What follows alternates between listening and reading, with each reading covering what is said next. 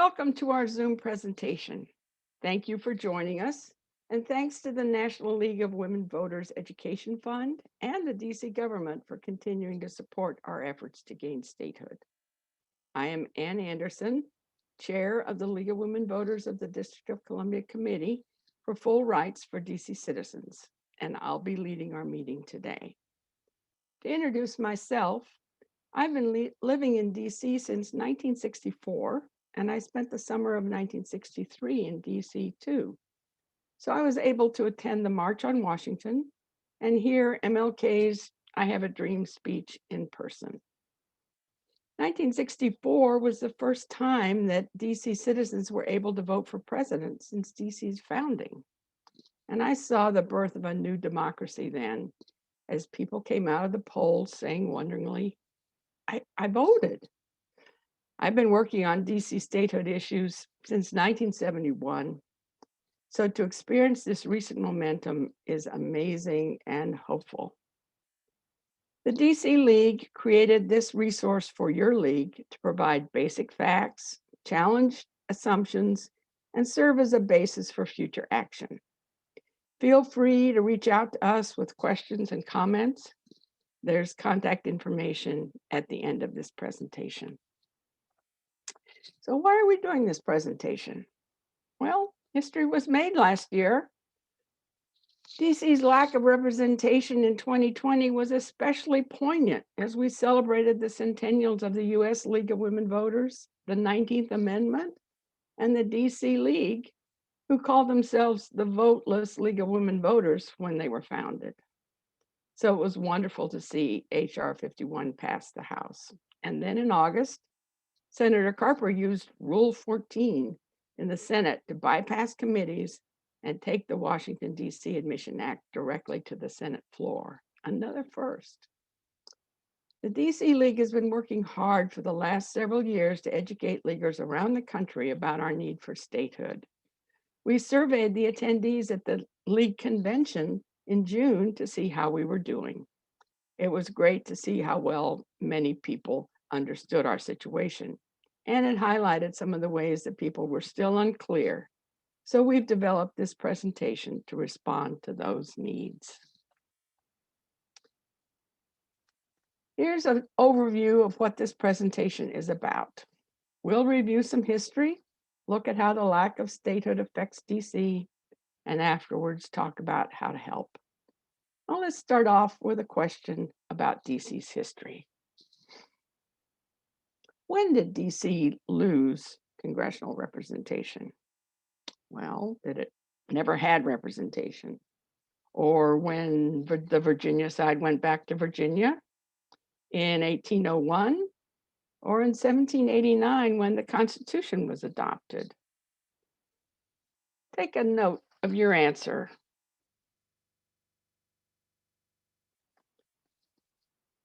So we actually lost congressional representation in 1801.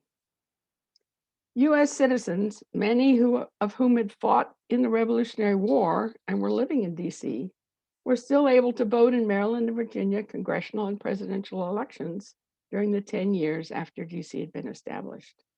When Congress moved into D.C. in 1801 and passed the Organic Act of 1801, that immediately disenfranchised everyone living in D.C. from one day to the next. The congressional record shows that even back then, they were concerned about turning DC citizens into subjects. So the idea that the founding fathers wanted it this way is not true. Many arrangements were tried over the years, but Congress continued to exercise total control over DC as described in the Constitution. They changed the size by retroceding the Virginia side just before the Civil War. They even established a territory in the 1870s. But when it became clear that there would be many African Americans elected in DC, among other reasons, Congress changed the arrangement to a presidentially appointed commission, a dictatorial arrangement that lasted for nearly 100 years.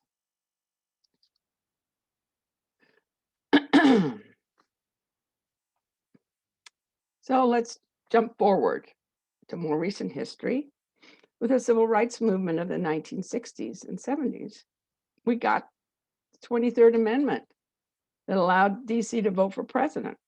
We got our non-voting delegate to Congress and limited home rule. It was also in the 1970s that a constitutional amendment gave us representation, or to give us representation in Congress, was tried and failed. And the latest idea to simply shrink the District of Columbia again and make a new state of the rest of the territory was born. Here's a map of our 8 wards alongside a map of the new state with the federal district boundaries. Our 8 wards elect representatives to the DC Council, along with 5 at-large members. Our mayor functions like a governor with many state and county functions, as well as normal municipal tasks.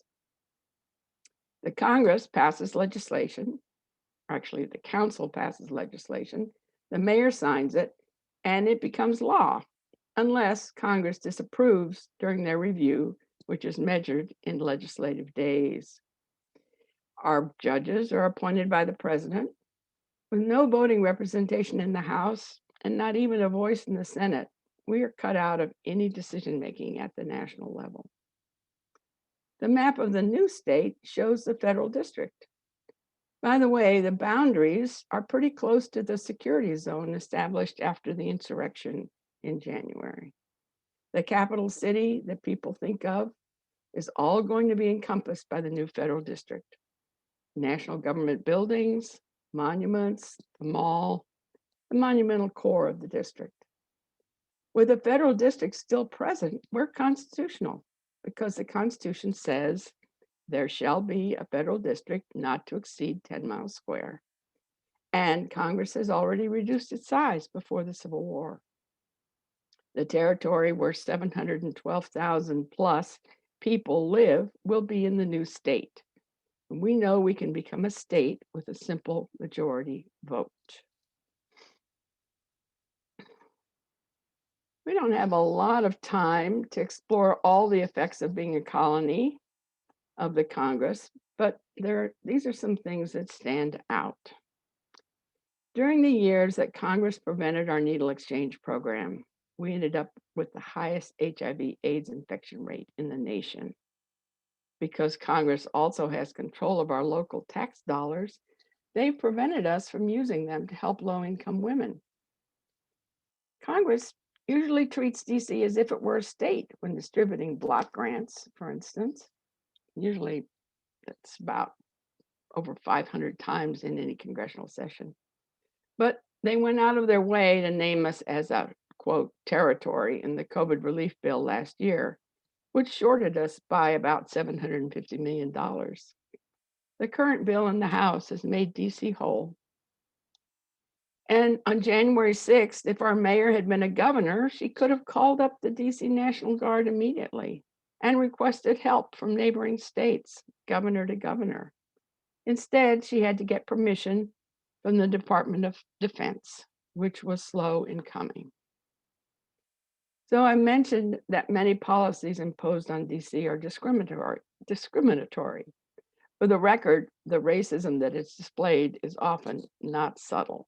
It ranges from microaggressions to intended insults. For instance, in 1967, when our newly appointed mayor commissioner, Walter Washington, submitted his first budget to the House District Committee, Chairman John L. McMillan responded by sending a load of watermelons to his office. We've tried many ways to get full rights for DC citizens, and it's become clear that in order to be on an equal footing with the rest of the country, the residential and commercial parts of DC need to be admitted as a state. So let's look at our progress. Between 1985 and 2011, we had 6 bills introduced.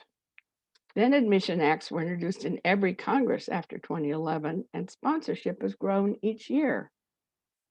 DC residents voted overwhelmingly November 8, 2016, to petition for statehood with a new constitution and boundaries. In 2020, HR passed the House. HR 51 passed the House and went to the Senate floor for the first time. And now in 2021, HR 51 and S1 have been introduced with record numbers of original co-sponsors. So our momentum towards statehood has been accelerating. Let's see where we how we do this. Well, Congress admits new states into the Union. I mean, this all comes from the Constitution. So it's up to Congress to admit new states. And state boundaries can't be changed without the consent of the state. So people are asking, well, why not just go back to Maryland? Well, Maryland would have to agree to that change of boundaries.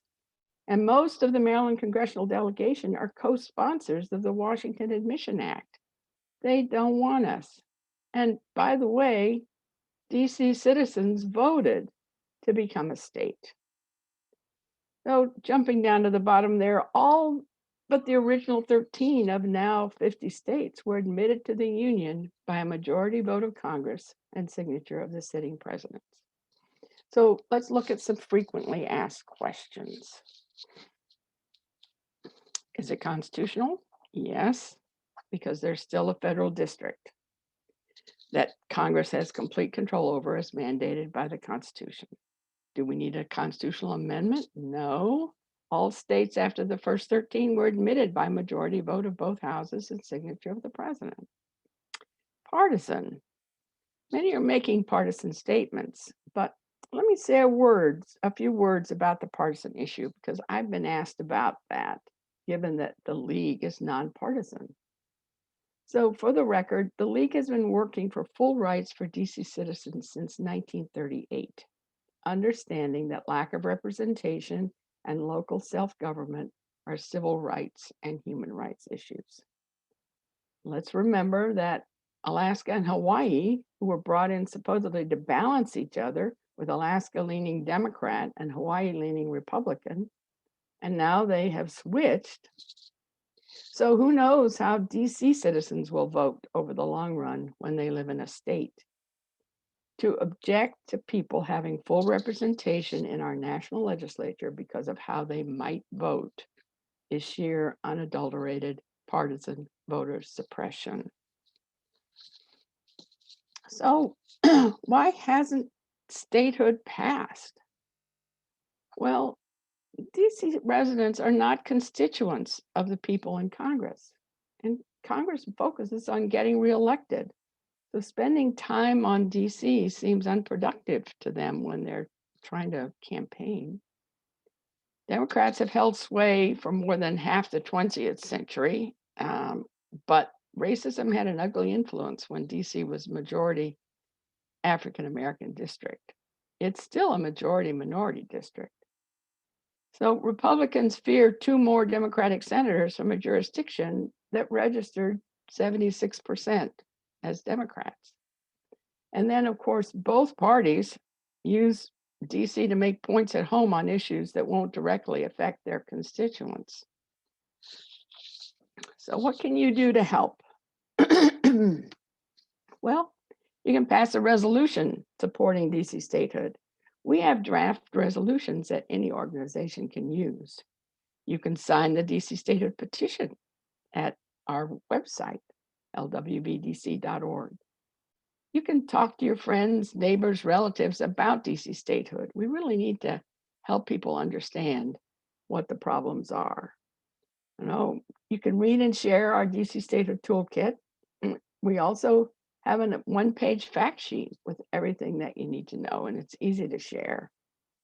So you can invite the DC League to Zoom into your community group, and you can stay in touch. My name is Ann Anderson. I'm chair of the Full Rights Committee for DC, and we always want to hear from our sister leagues. So questions, comments, feedback about how we can strengthen these materials, please write to me at statehood@lwvdc.org. So here's a summary of where we've been. As far as history is concerned, well, I would summarize it this way. Congress has kicked the can down the road because they can. They have absolute control to act with impunity. Racism, self-dealing, partisanship have all been elements of DC's ongoing lack of representation in our national legislature and lack of local control. As far as impacts, well, the recent impacts that we've seen, if DC were a state, it would have been treated like any other state in last year's distribution of COVID-19 relief funds, instead of being used to make a political point. If we were a state, we'd be able to pass our own laws and hold our elected officials accountable more directly. And on January 6th, we could have called out the DC National Guard immediately to respond to the insurrection at the Capitol. So here's some concrete actions. You can talk, you can write, you can help people understand that DC's plight is a prime example of voter suppression. And you can invite a league speaker for a Zoom event at your convenience, and we'll work on that. Just contact us. Thanks.